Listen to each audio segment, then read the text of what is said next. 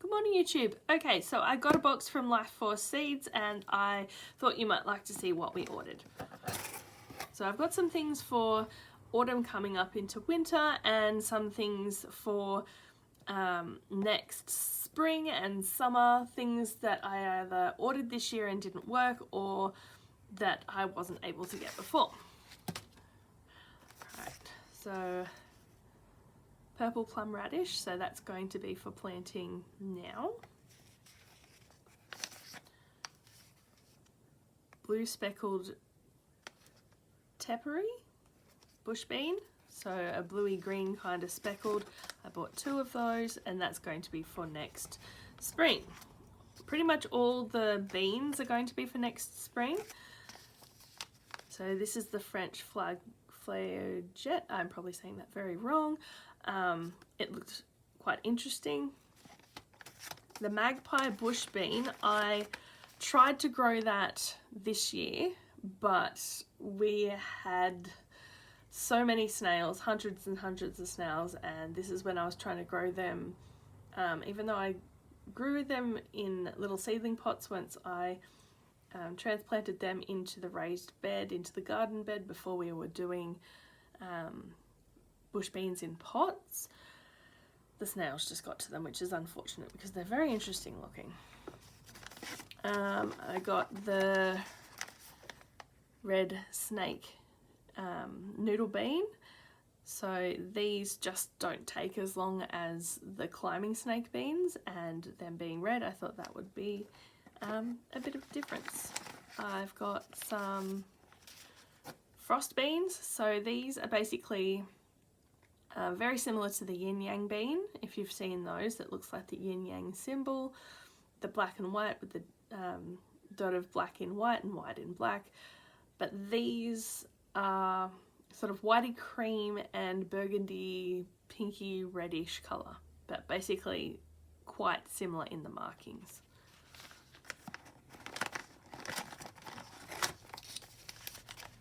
I got the lazy housewife bean. I've heard a lot about it and I didn't get mine to grow this year, unfortunately.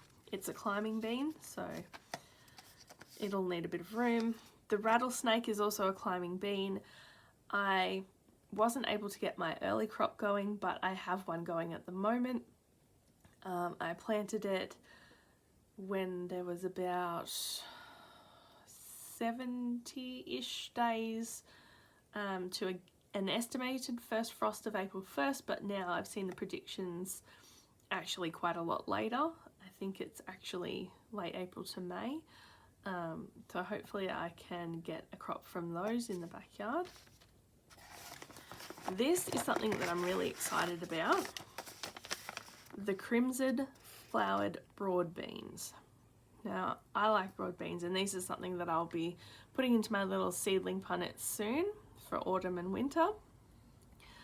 So we have a few varieties of the white and black normal broad bean flowered varieties, but I have been trying for a couple of years to get my hand on the pinky red flowered ones, because they look quite interesting. I've actually managed to get my hands on a chocolate flowered one as well, but that wasn't from Life Force Seeds. So this is another climbing bean, the 1500-year-old cave bean. So that's had a lot of conversation around it. I did try to grow some early on, but unfortunately the same thing as the magpie beans, I got them eaten by snails. The Hidatsa shield is another climbing bean. I've actually got a round going near the Sylvanberry. Yes, near the Sylvanberry, thank you. My handsome cameraman. Thanks. I was having a mind blank at that moment. So where I had the Sylvanberries, that's where I'm doing a round of Hidatsa shield. I had half a packet left from when I did some early on, but they got eaten again by snails.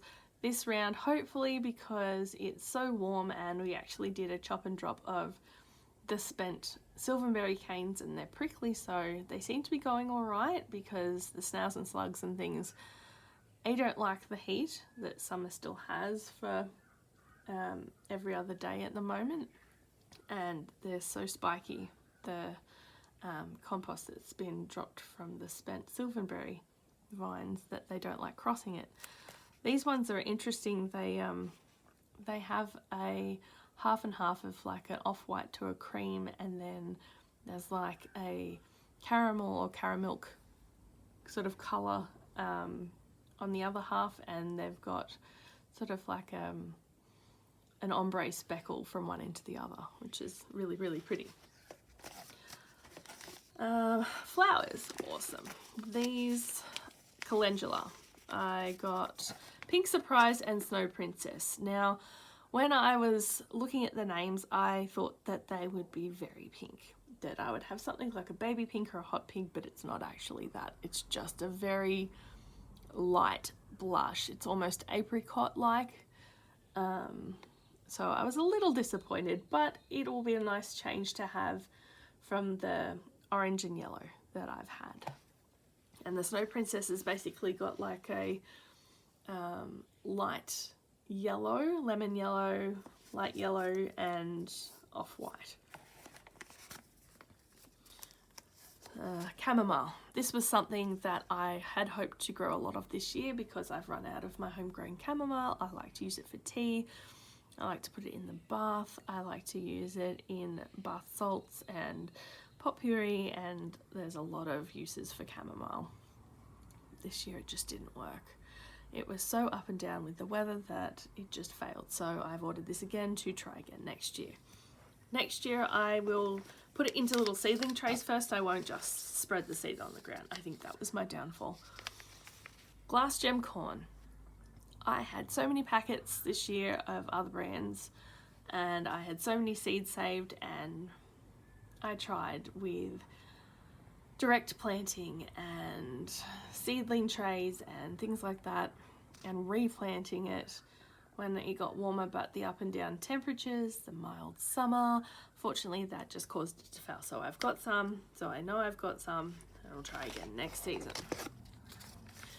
These looked really interesting, the bottle gourd. So I want to grow some of these to essentially have for my daughter to paint and use as birdhouses, and maybe to make little bottles so she can use them in her play outside.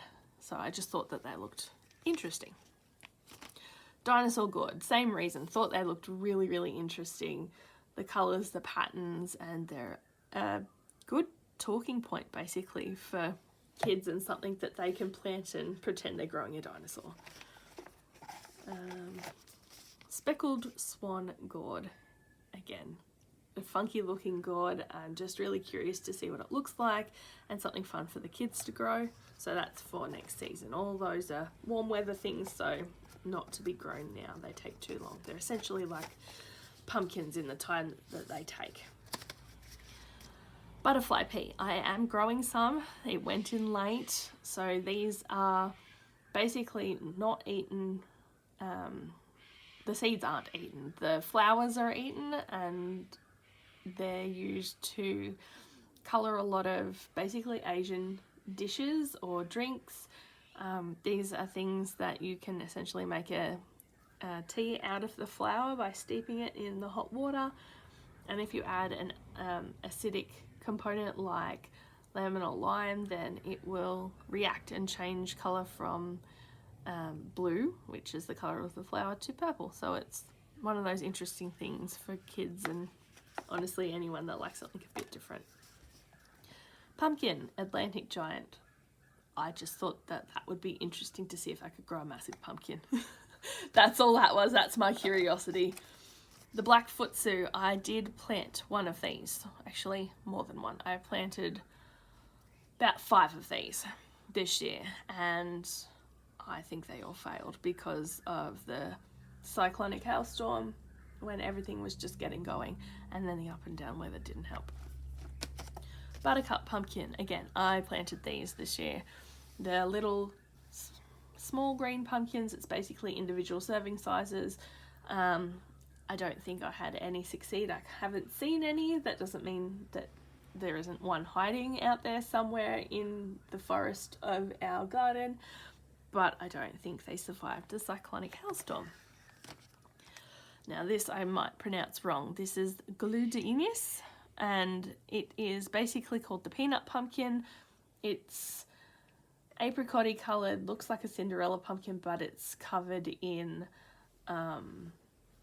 creamy sort of warts all over it. It's a medium to large size pumpkin, and I planted a few of these this year because I really wanted to see what it looked like, but again, this one didn't survive the hailstorm. Long Island cheese. I haven't planted this one this year, and I just thought it sounded interesting, so that's for next year.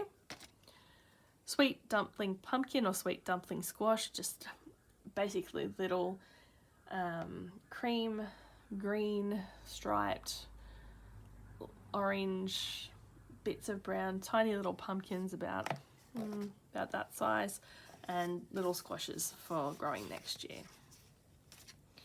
I'm not even going to pretend I can pronounce that one, but that's an interesting looking rock melon. I think this one is actually a larger sized rock melon. Oh no, I'm being told it's a small one. Hence the petite. There we go. So it's a small rock melon, so hopefully we can grow it here because it's not going to take us long to grow. This one, on the other hand, I think this one's the big one that looks like the pumpkin. There is one that I ordered. I think this one's it. And that's why I ordered it, because it looked really interesting. That when you basically slice it, it looks like you've got pumpkin, but it's a rock melon. So I thought that looked interesting. Sunflowers. I love sunflowers, and I am seed saving a lot of sunflowers from outside that I've grown this year, but I wanted to basically inject my favourites into the mix just in case they didn't survive for whatever I've done to them, whether I haven't dried them or left them long enough, either way. So I've got the giant Russian sunflower. I've got the lemon rush, so that's a light yellow. I've got the Soraya, so it's yellowy orange, and it's got a deep brown center, so they should be good. We've got the sweet pea royal family mix and the sweet pea high scent, so they're just for some color. And then the interesting tomatoes. So I seed saved again a lot of my favorite tomatoes this year, but just in case something happens to them, or some of these I wasn't able to get this year, like the big rainbow, I'm now only able to get some of the seeds for this one. So it's basically a decent sized tomato, about the size of, I think, a mortgage lifter, or mortgage buster, however you say it. Main color is pretty much a yellow to light orange, and then it's got sort of the red and green tinges in it. Mortgage lifter, I've seed saved this, but I'm also got a backup. Watermelon, Blacktail Mountain. I just wanted to try this one again. I've basically planted out all my watermelon seeds except my crimson, and I think I have a handful of sugar babies left. The only watermelon that's really growing in my garden at the moment is the Bengal tiger. Moon and Stars watermelon. We tried this again, but I don't think it liked the inconsistency of the temperature this year. Cassata Romanesco zucchini. I do love this, but it's really hard for me to seed save zucchinis. I don't go so well with these because I have no idea. It's just one of those things that I black thumb in. There's always something for somebody, and seed saving zucchinis is the thing for me, so I would prefer to buy them each year. Trombocino, my husband's actually growing one of these this year, and if you've watched one of the recent backyard tours, then you would see the small version. It's actually grown quite a lot since then, and I will have to do another tour in about a couple of days maybe, and you can see the progress on that. But I want to make sure that we actually do have seeds that succeed, or you know how there's always different... My husband's laughing at me. Well, we've only got one Tromboncino and you never know what's going to happen, because we saw a pumpkin this morning that we thought was going perfectly and it's been possum attacked. So it wasn't left long enough to get seeds. And if that happens, I want to know I've got a backup. But also there's different varieties for, and different variants for every variety. So this one could be different to what we've got. Runner beans. So I have scarlet runner beans and I've seed-saved scarlet runner beans and they're fine, and I'm going to get another crop of scarlet runner beans. So I don't need to worry about those. But sunset runner beans. This one's the pink flower one and I planted it, and I planted about 5 or 6 of these and there's only one left that's half dead. So I'm not really confident that it's going to give me any seeds. So I need a backup because I'm determined to get it to work. So I got 2 of those because I really, really, really want these to grow next year, and this is going to be my main runner bean next year. Instead of the scarlet, because I have so many seeds of that. I also have a white lady runner bean, but it's actually doing really, really well and really healthy. I have two,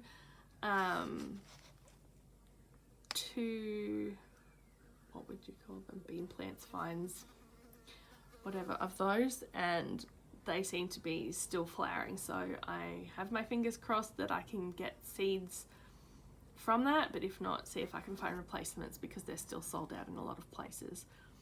I've also got a painted lady runner bean that I'm hoping to get seeds from, and I haven't been able to find a replacement anywhere for that, just in case that didn't work. They really need the consistent temperature between 10 and 30 degrees. They don't like when it goes over. They'll drop their flowers. They won't set fruit. Not even in the shade. I've tried it in the sun, in the shade. They're more content undercover with some sunlight, so a shade cloth with some sun able to get through. They like a 30 to a 40%, so they just don't get burnt by the sun. But I didn't do that this year. I didn't have the time for that this year. We had so many other things we had to worry about. Anyway, so thank you for having a look at my seed haul from Life Force Seeds with me. If you like what you see, hit the like button, hit the subscribe button, leave me a comment down below. Let me know what you're seed saving from your garden, or what seeds you've got in for next season or for next spring, even if you're like me and get really, really excited and can't wait. Until then, bye.